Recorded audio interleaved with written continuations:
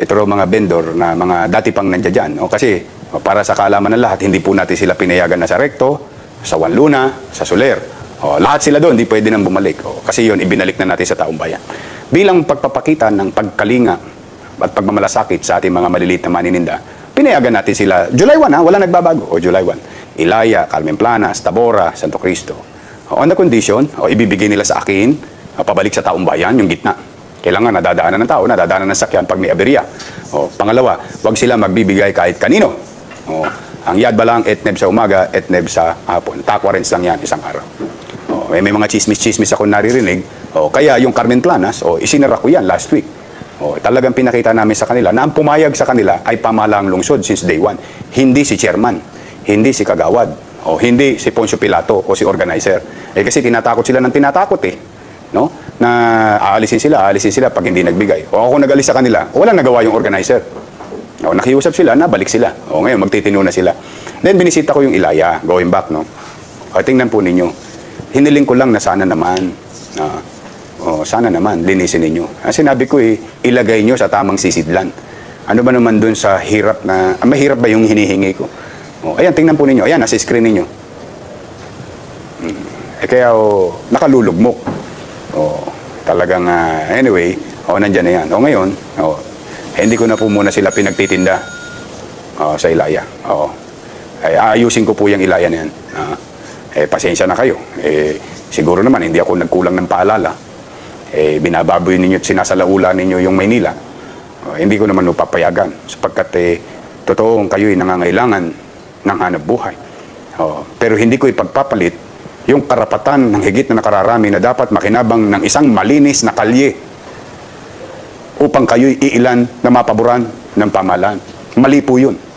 Wala po kayong karapatan babuyin ang kalye. Manu't binigyan lang kayo ng pribilehiyo ng pamahalaan. Pribilehiyong kayo'y makapaghanap buhay. Ang kapalit ay ayusin ninyo. Kaya kayo man ang sumilip dyan. Tingnan ninyo kung di kayo malulugmok. Aya ako ng aya na maglinis sa mga tao. Ordinaryong tao. Hindi naghahanap buhay sa kalye. Pinakikiusapan ko, linisin nila yung tapat nila. Ginagawa ng tao. Mga barangay official, ginagawa. Tapos kayong nabigyan ng pribilehiyo. Abusado kayo. Isalaula ho ang tawag dyan pagsasalaula. Hindi ho maganda yan. Total, hindi ko pala kayo makuha ng mababang loob. Hindi ko kayo makuha ng diplomasya. No? Hindi nyo maintindihan ang layunin ng lungsod. Akala nyo yata kaya kayo ginaganyan para kayo kwartahan. Pasensya na po muna tayo. Bakit yung kabilang Ilaya sa Tondo side? Nakapaghahanap buhay sila, may vendor doon. Pero malinis, maayos. Bakit ito ang binaboy ninyo? Tingnan po ninyo. Birahin nyo, kagigising ko lang yan natapos ako alas 11, kinakausap ko yung mga daycare teacher para sa mga anak ninyo. Pasensya na kayo, hindi ko kayo papayagan ng ganyan. Sinasawata ko kotong para maproteksyonan kayo.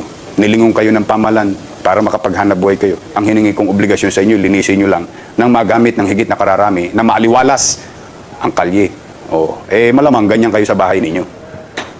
O kaya, hindi man kayo ganyan sa bahay ninyo, wala kayong pakialam sa amin.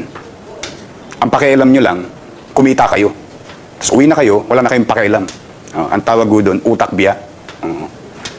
Talagang masakit man ang mga salitang iyon, pero yun ang katotohanan. Ang tawag ko dyan, pambabalasubas. Masakit po yan, na salita. Pero minsan ang katotohanan, masakit Siguro kailangan pa natin marinig yung ganong salita bago tayo magmuni-muni. Siya sa atin ang ating sarili. Di ba? Hindi nyo na masasabing hindi kayo nilingon ng pamahalaan. Diba? Yan po, wala na akong magagawa dyan.